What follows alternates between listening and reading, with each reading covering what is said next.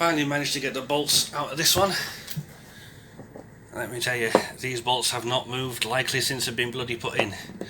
But yeah, it's now loose. You can see the great cleaning job that's been done in this van.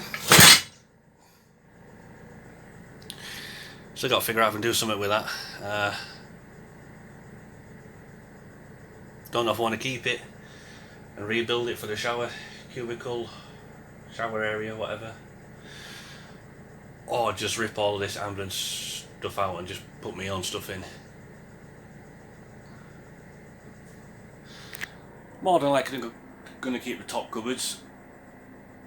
I quite like them there, and same with that one that isn't up there now but obviously was before. And now for the other side of the stretcher locker, or lock.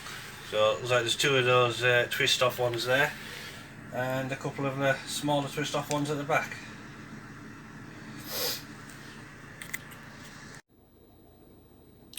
Something that has always kind of bugged me is that in my dash there's been a massive kind of hole where I can only assume original ambulance buttons were. I mentioned on Instagram that I could do with some blanks, and a guy who's converting an ambulance and has a similar van to mine just so happened to 3D print some blanks for me.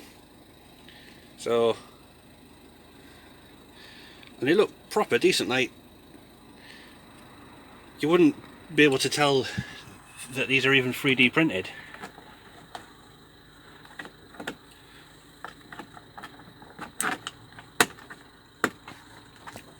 Look at that. I mean, the colour is pretty much spot on, and they fit in perfectly. So, big thanks to the guy that printed these for me. Definitely makes it look a lot better. So the ones on the bottom are the OEM Mercedes ones, and the ones on the top are the 3D printed ones.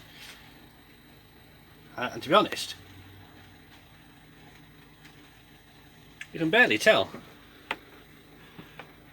That's another hole that's covered up now, so obviously a massive thanks to the guy that sent me these, because he wouldn't, well, he didn't charge me anything for them, nor the postage. I noticed it was fairly hard to get the tyre inflator hose on the wheels, just like turned around because it's a dual wheel van. So yeah, I've got these little adaptory things that kind of bend it back more into this way. So just got the headlining down in the cab, managed to get all the wiring out from it. So it's pretty much from my foot to there was what was in the cab itself, well, in the headlining of the cab. I've taken that light out over the passenger side because, to be honest, I don't think I'll actually use it. I'll probably see about getting a replacement headlining or something, if it's cheap enough anyway. Okay, so been playing around with this a little bit more.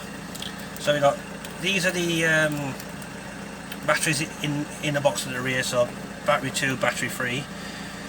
We got them coming into a 100 amp fuse on both of them, and then they're linked together there. And these ones are the two wires that end up going to what once was the FNIX system.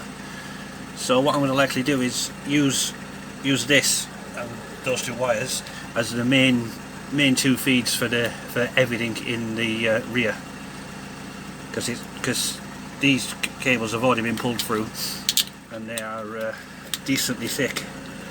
Don't know if you can see that in there. So that loom there will likely be the main loom. They'll probably go to 2 separate fuse boards, so I can run lights, you know, 12 volt power points and stuff like that. And then in here is going to be a Victron battery to battery charger with an option to link the 2 rear batteries with the starter to start the van in an emergency. So the start battery is going to come into this box as well. It's going to go on this one with a 250 amp fuse, just because that was the only one left. So and then in an emergency I can use the Victron unit to link all 3 batteries and start the van. Or at least that's the plan anyway. So luckily the covers were already labelled,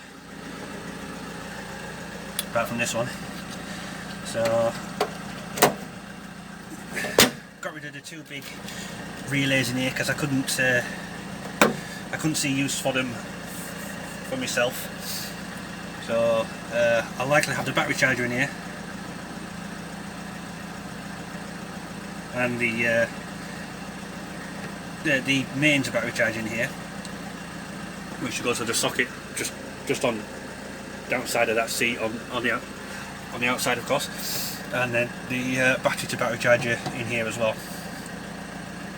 And then I'll probably have some kind of battery like cut off switch in here, because there's a flap there for the old fuses.